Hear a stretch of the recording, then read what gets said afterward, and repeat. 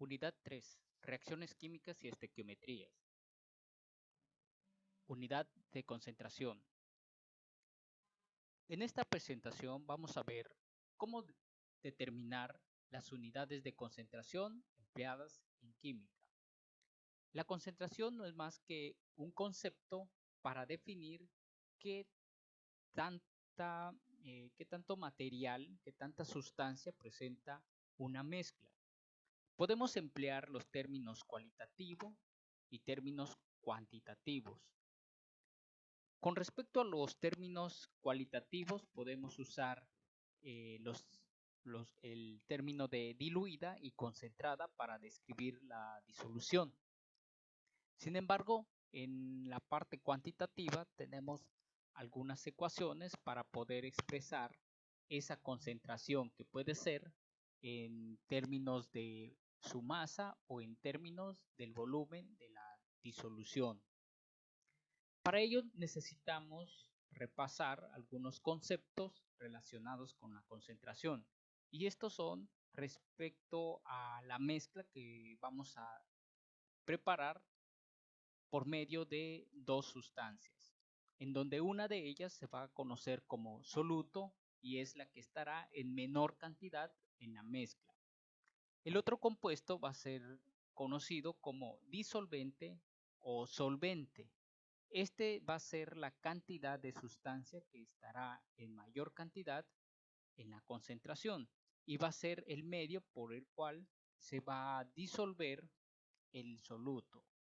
A la mezcla le vamos a conocer como solución o también llamada disolución.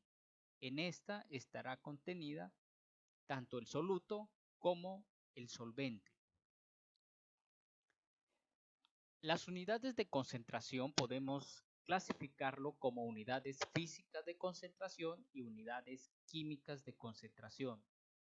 Para las unidades físicas de concentración, estos se expresan en porcentaje de peso del soluto entre la masa de la solución, que sería 100 gramos. También podemos expresar en porcentaje de peso en volumen. Esto sería la cantidad del peso o la masa del soluto entre el volumen de la solución, que sería 100 mililitros. El otro sería el porcentaje de volumen en volumen, que sería determinado por la cantidad de volumen del soluto entre el volumen de la solución. Cada una de estas unidades se puede usar dependiendo el estado físico que se encuentre la sustancia, ya sean sólidos o líquidos. Las siguientes unidades de concentración que también se emplea en química corresponde a la molaridad, y estos son expresados en términos del volumen de la disolución. Corresponde al número de moles del soluto entre los litros de la solución, que sería el volumen, y la molaridad, que corresponde al número de moles del soluto entre la masa de la mezcla o del solvente. Y la normalidad se obtiene a través de la relación del número equivalente de soluto entre los litros de la solución. También podemos expresar en términos de fracciones parciales o partes por millón. Bien, para la molaridad, ¿cómo se define este concepto de esta unidad de concentración?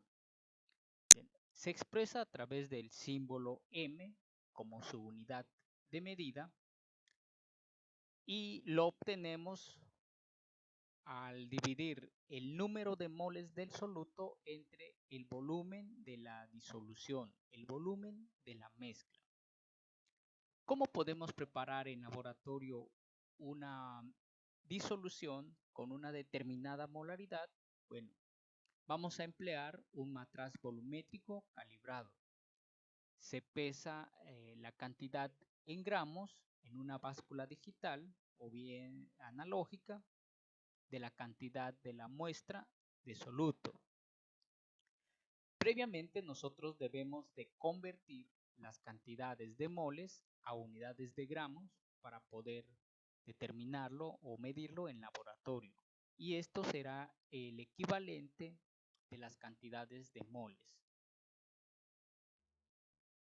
Un ejemplo de molaridad vamos a presentar en este ejemplo, que es calcular la molaridad de una disolución que se prepara disolviendo 23.4 gramos de sulfato de sodio en suficiente agua para formar 125 mililitros de disolución. Primero tenemos que fijarnos en qué unidades nos están proporcionando el soluto. En este caso, el soluto que sería el sulfato de sodio de 23.4 gramos.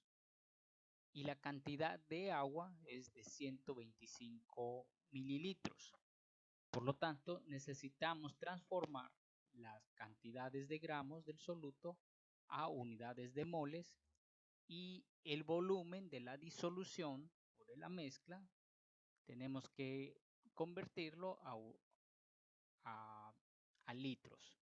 Bien, primero vamos a obtener las cantidades de moles del sulfato de sodio, que sería el soluto. Tenemos la cantidad que nos proporcionan de 23.4 gramos y utilizamos la masa molecular del sulfato de sodio. Esta masa molecular lo vamos a obtener de la sumatoria de los pesos atómicos de los átomos que intervienen en la fórmula. Con esto ya obtenemos la cantidad o el número de moles del sulfato de sodio o del soluto. Luego vamos a convertir las unidades de volumen de mililitros a litros. Esto realizamos y ya obtenemos la cantidad en litros. Por último, vamos a aplicar la ecuación que sería el número de moles del soluto entre el volumen de la disolución y obtenemos la expresión de 1.32 molar de sulfato de sodio.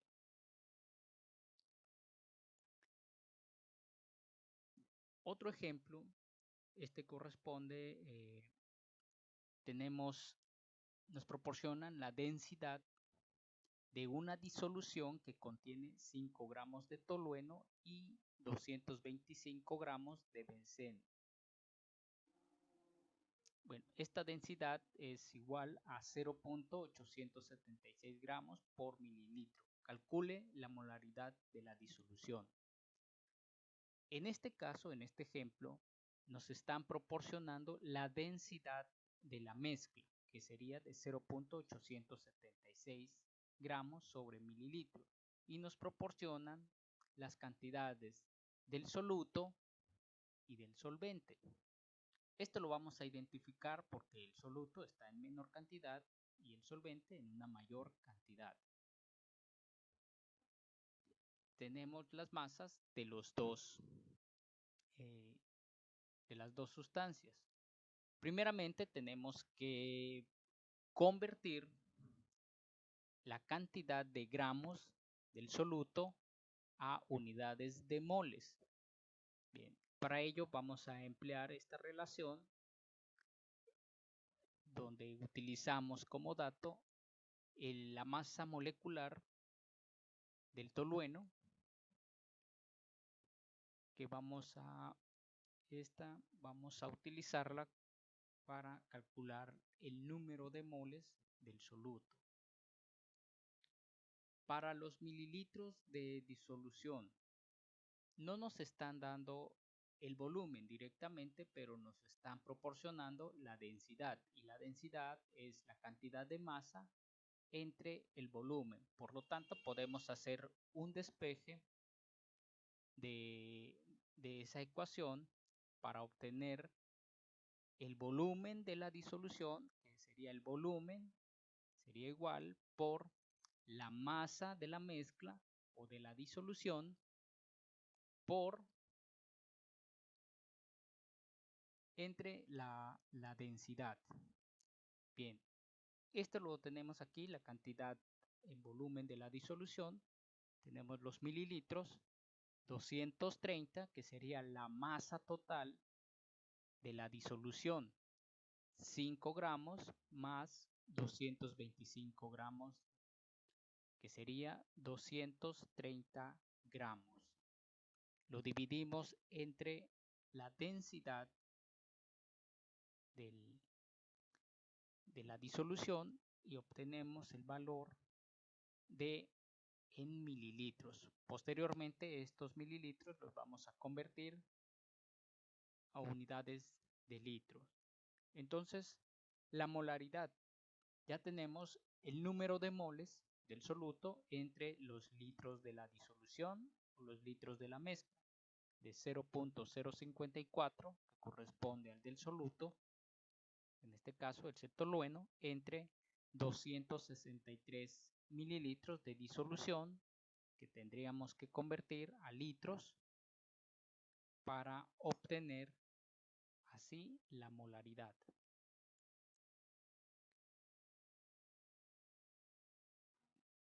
En las concentraciones relativas de un electrolito, las concentraciones de los iones que entran en una disolución dependen de la fórmula química del compuesto. Por ejemplo, para un molar de cloruro de sodio va a representar un molar de iones de cloruro y un molar de iones de sodio. En un segundo ejemplo, un molar de sulfato de sodio va a representar 2 molar de iones de sodio y un molar en iones de sulfato,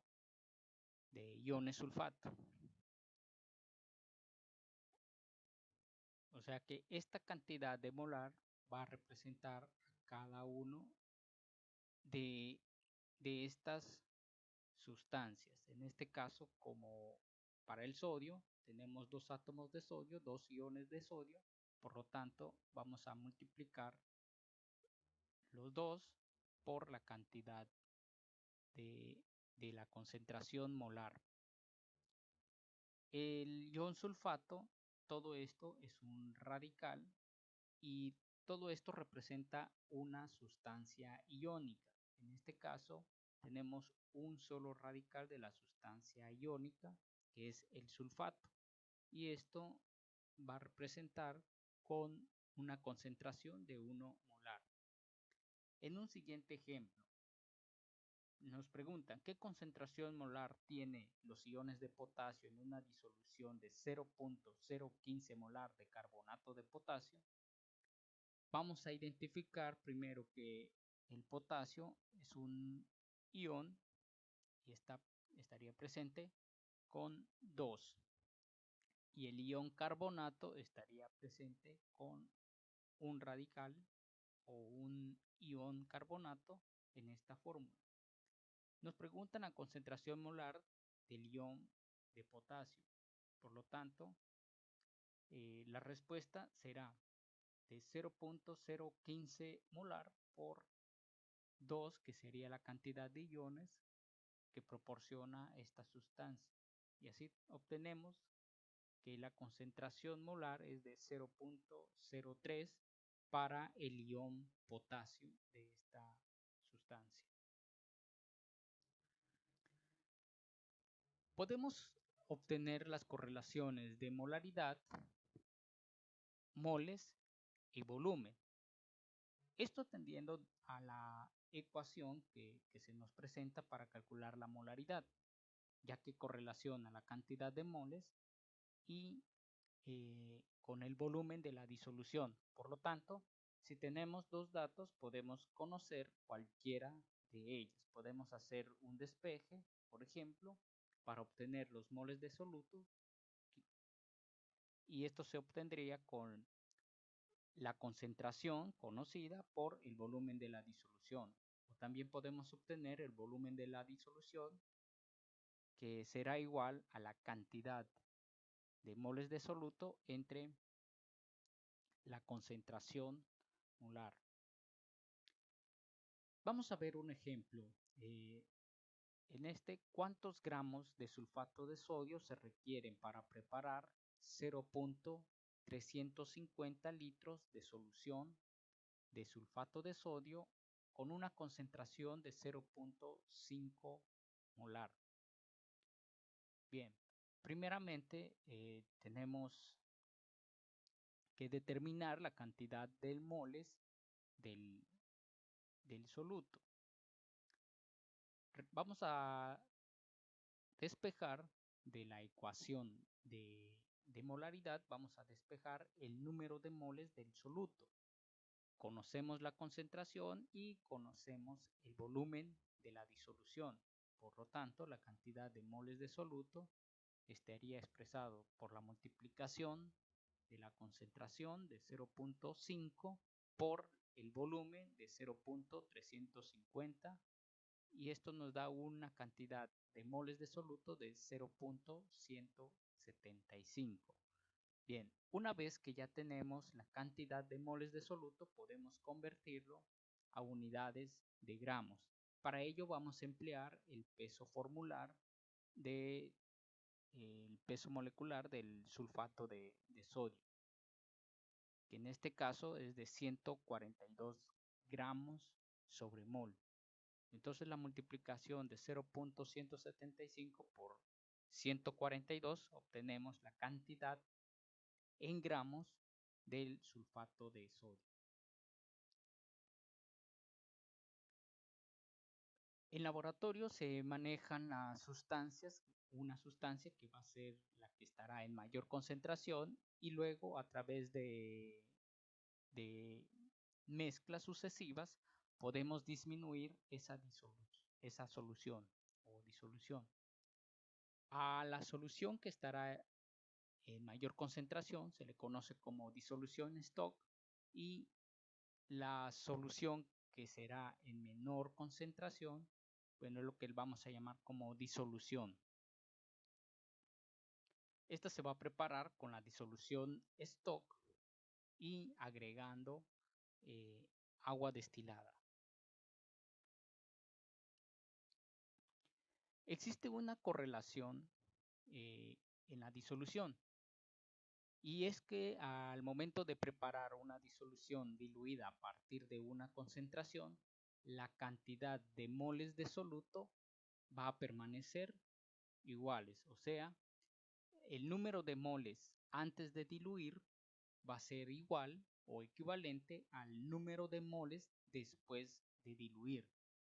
Esta correlación podemos expresarlo con la molaridad una vez que hemos despejado el número de moles del soluto. En este caso vamos a tener la molaridad de la concentración por el volumen de la solución concentrada, que será igual a la concentración de la disolución diluida por el volumen de esa disolución diluida.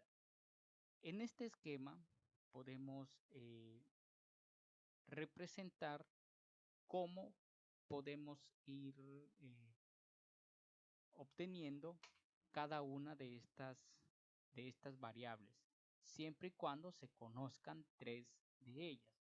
Podemos obtener la dilución diluida si conocemos previamente el volumen de la disolución diluida, o la concentración de la disolución diluida y la concentración de la disolución stock. Y así podemos ir determinando cada una de estas siempre y cuando tengamos o conozcamos las otras variables. Por ejemplo, en un laboratorio se requiere preparar 250 mililitros de una disolución de 0.1 de sulfato de cobre, diluyendo una solución stock de sulfato de cobre de 1 molar. Determine el volumen de la disolución stock. O sea, aquí, para entender este enunciado, lo que vamos a realizar es obtener una disolución que va a estar en una concentración menor a partir de una concentración que va a ser mayor. Nos proporcionan tres datos. Tenemos el volumen de la disolución o la que va a estar en menor concentración y la concentración de esa disolución en menor grado. Y nos proporcionan la concentración de la solución que va a ser más fuerte, por lo que necesitamos conocer cuál sería el volumen que vamos a tomar de esa solución que está en mayor concentración para agregarlo en un recipiente aparte en donde se preparará la disolución con una concentración menor. Por lo tanto, vamos a conocer primeramente el número de moles de soluto que se va a diluir. En este caso tenemos la cantidad de 250 mililitros de disolución, que sería el volumen, y vamos a multiplicarlo por la concentración, que sería de 0.1 moles de sulfato de cobre entre litros de disolución. Esto nos da la cantidad de moles de sulfato de cobre. Vamos a determinar el volumen de la solución concentrada o disolución stock. Y esto va a ser a través de la división de 0.025 o el número de moles de la disolución diluida entre la concentración de la solución stock, que en este caso es de 1 mol de sulfato de cobre entre litros de la disolución, obteniendo así la cantidad en litros de la solución stock para, para realizar la dilución diluida. Bien, en este esquema vamos a representar de cómo vamos a obtener esa dilución diluida de 0.025 mililitros. Tenemos en un recipiente en donde está contenido la disolución stock o la disolución con mayor concentración de sulfato de sodio, de cobre. ¿Sí? A través de una pipeta vamos a extraer un volumen de 25 mililitros, o sea, 0.025 litros que hemos determinado. Esta cantidad posteriormente se va a agregar en otro recipiente y se agregará agua hasta alcanzar una disolución de 250 mililitros. Por acá tenemos este matraz con una línea donde nos indica el volumen de aforo para la cantidad de agua que vamos a añadir. Digamos, hasta este límite vamos a agregarle de agua una vez que ya hemos puesto la cantidad de disolución de 0.25 mililitros.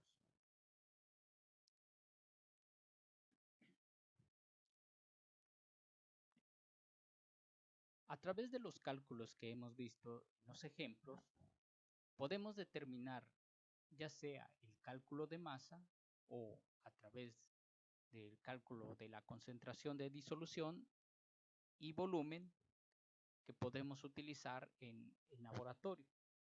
O sea, podemos obtener a partir de una cantidad conocida una segunda cantidad. Esto lo podemos obtener en sus diferentes unidades de medida. Podemos tener unidades de medida que se emplea en laboratorio, que son gramos, unidades de masa, y también se pueden emplear unidades de volumen. Y en química vamos a utilizar las unidades de moles. Entonces, en un laboratorio podemos conocer los gramos de una sustancia A y a través de las operaciones estequiométricas podemos determinar las unidades de una sustancia B siguiendo este procedimiento. Por ejemplo, si queremos conocer la cantidad de gramos de una sustancia B a partir de una sustancia A, vamos a utilizar este recorrido para su obtención.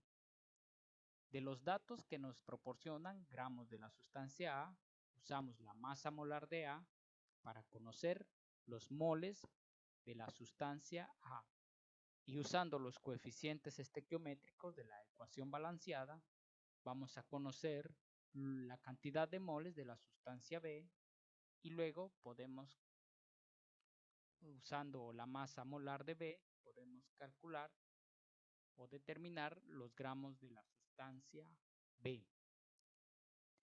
O también podemos realizar las operaciones a través de unidades de volumen.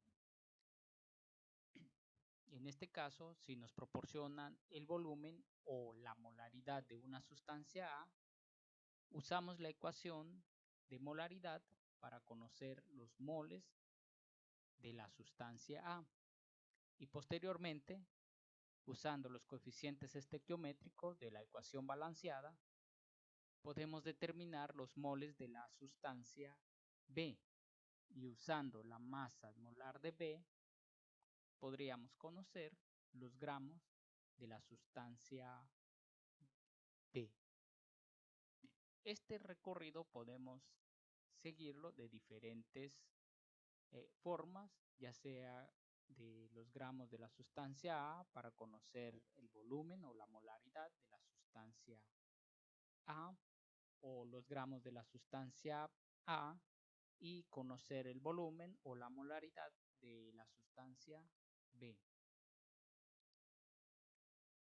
La molaridad es otra unidad de concentración y se define por el número de moles de soluto entre los kilogramos del disolvente, o sea, del medio en donde se va a disolver el soluto.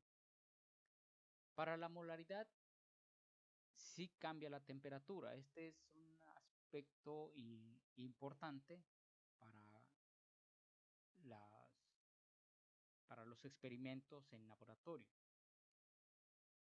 Por tal razón, podemos emplear la molaridad o la molalidad, teniendo en cuenta de que en la molaridad no va a haber cambios de volumen, mientras que en la molaridad puede haber un cambio de volumen que va a repercutir en la cantidad de molaridad o la cantidad de concentración. Un ejemplo para calcular la molaridad. Se prepara una disolución con 4.35 gramos de glucosa en 25 mililitros de agua. Nos piden calcular la molaridad de la glucosa en la disolución. Primeramente tenemos que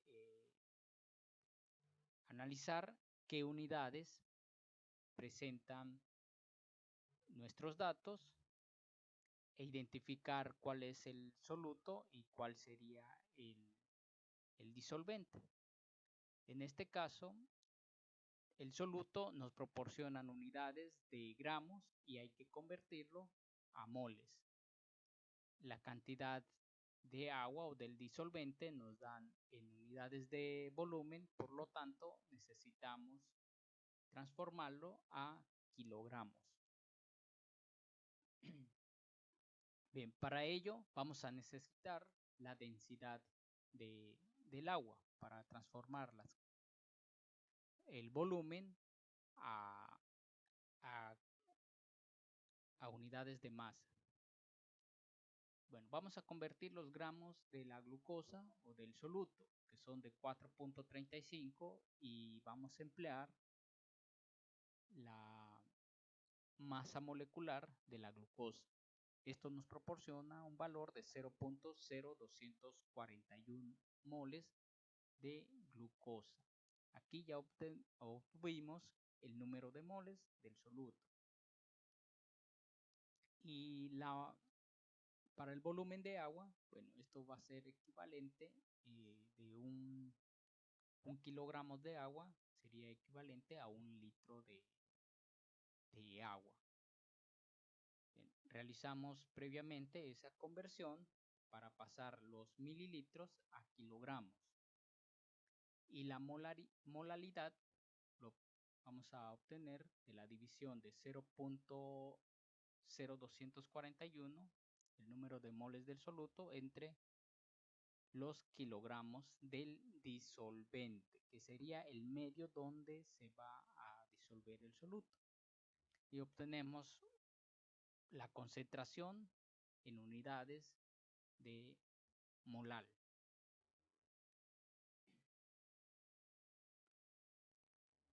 Siguiendo con la molalidad, ahora vamos a presentar un ejemplo de una disolución de ácido clorhídrico que contiene 36% en masa de ácido clorhídrico. Nos piden calcular la molalidad del ácido clorhídrico en la disolución. Primeramente, no nos proporcionan un dato de la disolución, únicamente nos proporcionan un porcentaje en masa. Por lo tanto, vamos a suponer una disolución de 100 gramos. De estos 100 gramos va a corresponder 36 gramos para la sustancia de ácido clorhídrico y el resto, los 64 gramos, sería para el agua. Una vez conociendo la cantidad de masa del ácido clorhídrico, vamos a determinar las cantidades de moles o el número de moles del ácido clorhídrico, que sería el soluto. Y la cantidad de agua lo vamos a convertir a unidades de kilogramo. La molalidad entonces sería la división de 0.99 de cloruro del ácido clorhídrico entre 0.064 de la cantidad de agua, que es donde se va a disolver. Esto nos da de igual a 15 molar.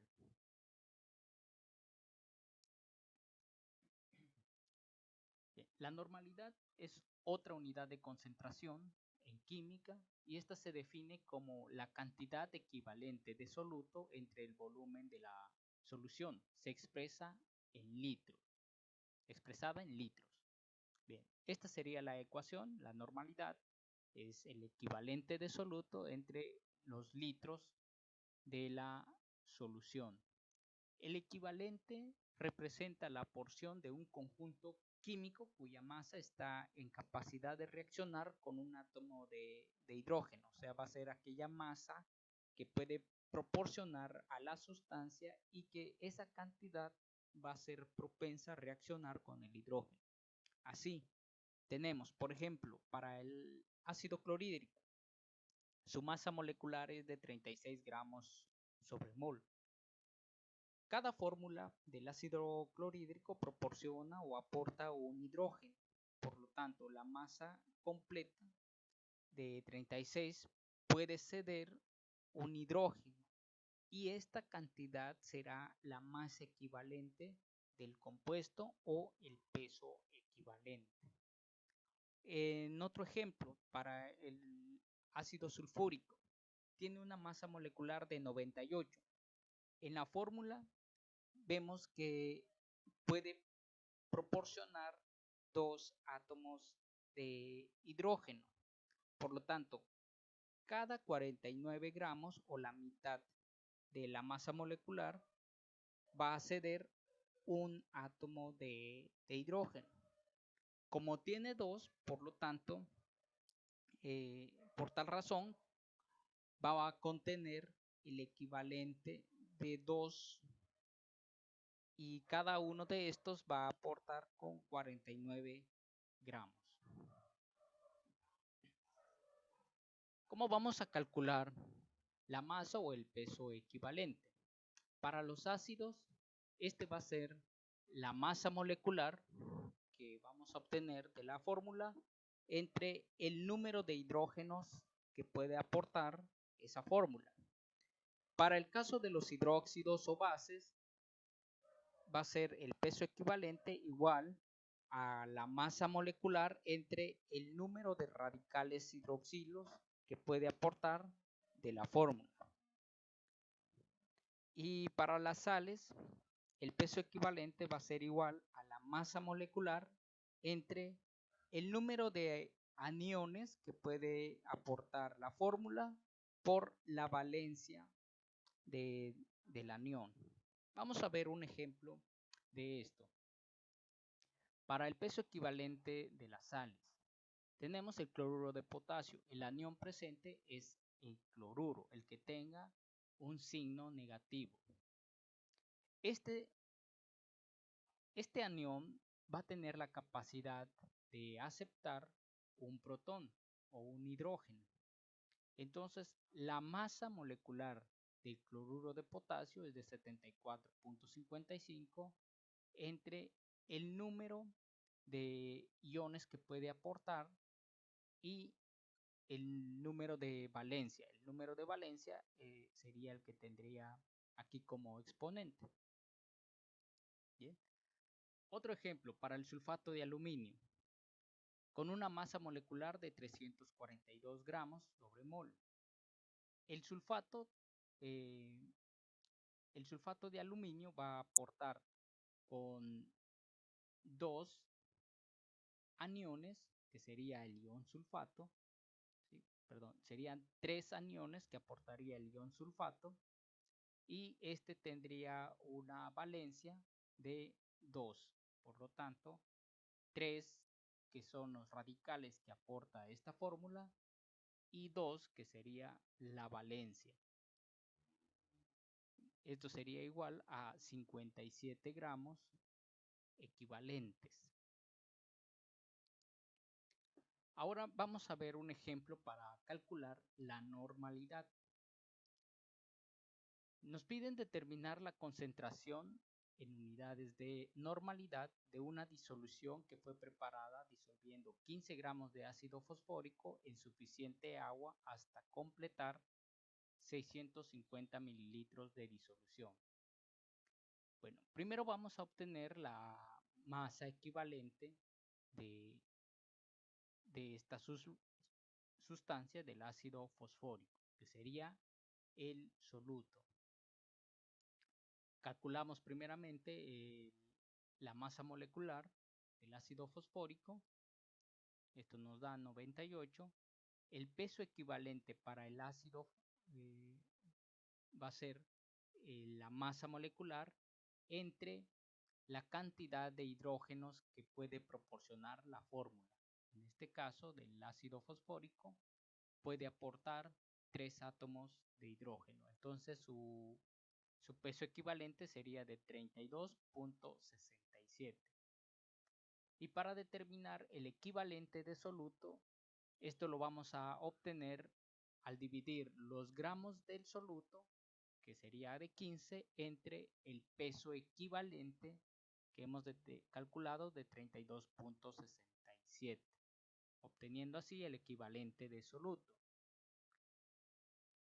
La fórmula pide que debe dividirse entre litros de disolución. Tenemos 650 mililitros de solución y hay que convertirlo a litros. Esto nos queda de 0.650. Realizando la operación correspondiente, obtenemos la cantidad de concentración en unidades de normalidad. Otra unidad de medida que empleamos en química es la fracción molar, y este corresponde al número de moles de algún componente entre el número total de moles que tenga la mezcla o la disolución. Veamos este ejemplo. En una disolución de ácido clorhídrico contiene 36% en masa de ácido clorhídrico. Nos piden calcular la fracción molar del ácido clorhídrico en la disolución y nos piden calcular la molaridad del ácido clorhídrico en la disolución. No nos están proporcionando una cantidad específica en masa, únicamente nos muestran un porcentaje de masa del ácido clorhídrico. Por lo tanto, podemos suponer una cantidad de disolución de 100 gramos. Con estos 100 gramos de disolución, 36 gramos van a ser para el ácido clorhídrico y 64 gramos va a ser para el agua. Convertimos las unidades de gramos, tanto para el ácido clorhídrico y para el agua, a cantidades de moles. Para ello vamos a emplear la fórmula molecular del ácido clorhídrico y la fórmula molecular del agua. Realizando las operaciones correspondientes vamos a obtener las cantidades de moles de cada una de las sustancias que están presentes en la mezcla. Para calcular la fracción molar, en este caso sería del soluto, o bien podemos calcular la fracción molar de la disolución. En el inciso A únicamente nos están pidiendo la fracción molar del ácido clorhídrico. Por lo tanto, vamos a dividir el número de moles del ácido clorhídrico entre la suma total de moles o del número de moles de la mezcla, que sería 3.6 del agua más 0.99 del ácido clorhídrico, y obtenemos una fracción molar de 0.22. La molaridad de la disolución, conocemos la cantidad de moles del soluto entre la masa del disolvente, que es de 0.64 gramos. La concentración, entonces, en unidades de molaridad es de 15. Cabe aclarar que las fracciones molares de los componentes 1 y del componente 2 debe de sumar igual a 1. Esto va a ser una regla para corroborar que están correcto, o bien para determinar la fracción molar de la segunda sustancia.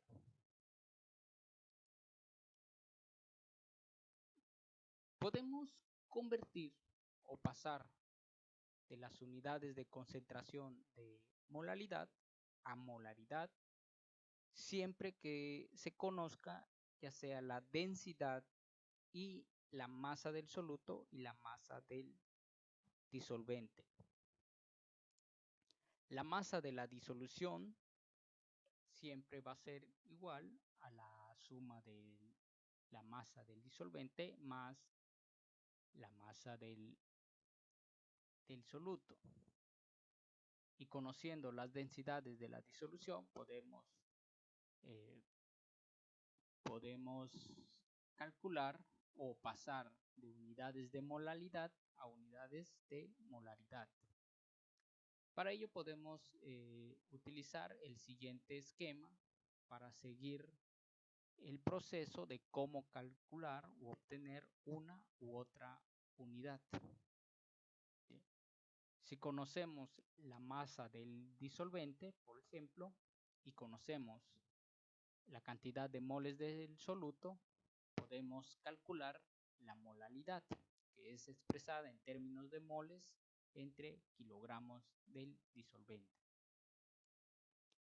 También podemos conocer la molalidad a partir de un volumen de la disolución, siempre y cuando conozcamos los moles de soluto y esto conozcamos también la densidad. Siguiendo este procedimiento podemos determinar su molalidad o su molaridad. Si conocemos la masa del disolvente y la masa del soluto, podemos determinar su molaridad. En este caso, vamos a obtener la masa de disolución y a través de la densidad podemos conocer su volumen de esa disolución. Y de la masa del soluto, usando su masa molar, podemos calcular los moles de soluto y luego aplicar la ecuación para obtener la molaridad. Existe otra unidad de concentración y estos son cuando la sustancia o el componente que está presente en alguna disolución será muy pequeñita. Estos se pueden expresar en términos de unidades físicas de masa con respecto a la masa total de esta disolución. En este caso, tenemos el porcentaje en masa de un componente, tenemos la masa del componente en la disolución o la que estaría en menor cantidad entre la masa total de esa disolución y por 100, para expresarlo en por ciento. Tenemos, por ejemplo, podemos conocer de la masa y los porcentajes de masa en volumen. Tenemos aquí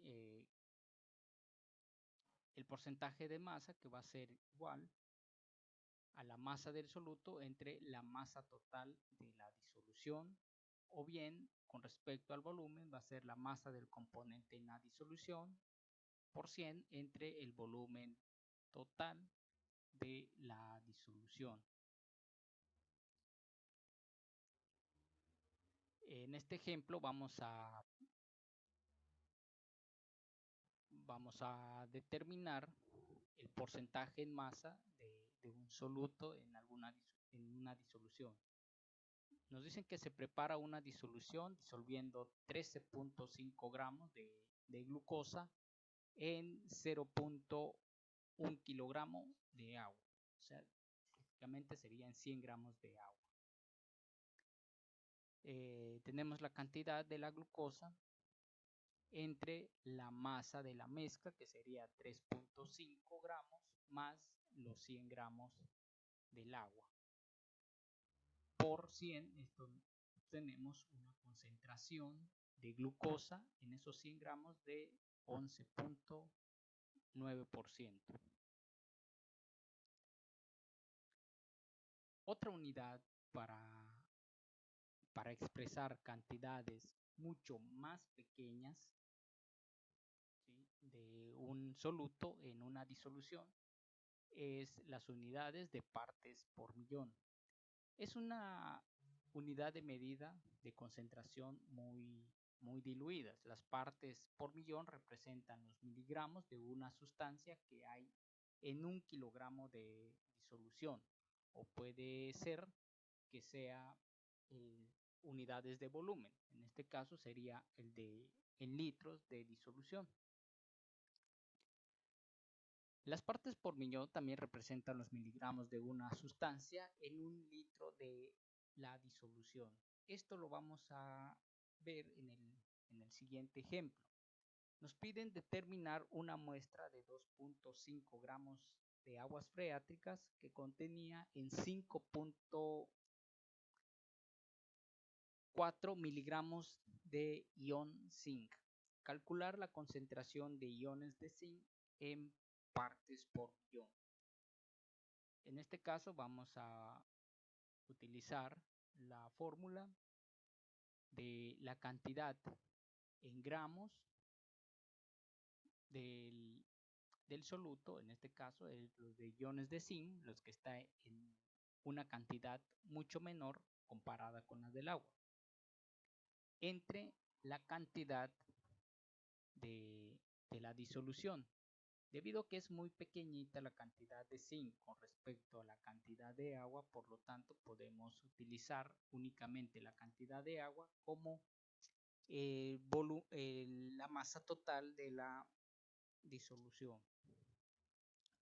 Lo multiplicamos por 10 a la 6 para obtener su valor en partes por millón. Si esto lo utilizamos en unidades de miligramos por litro, que es lo que representa, tenemos que convertir las cantidades primeramente del soluto de los iones de zinc que están en microgramos, lo vamos a convertir a miligramos, y la cantidad de masa de aguas freáticas que están en gramos, vamos a convertirlo a unidades de litro. Para ello vamos a requerir la densidad del agua.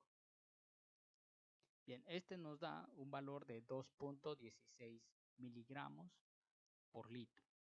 Estos valores podemos nosotros compararlos, por ejemplo, para una cantidad de agua, ¿sí?, o el nivel de contaminante por zinc del agua que puede ser empleada para diversos usos y que provienen de diversas fuentes.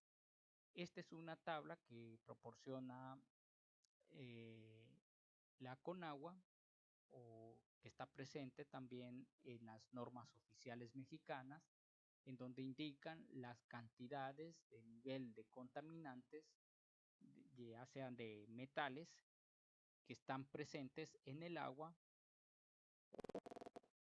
para un tipo de uso que provenga de alguna fuente. En este caso, digamos,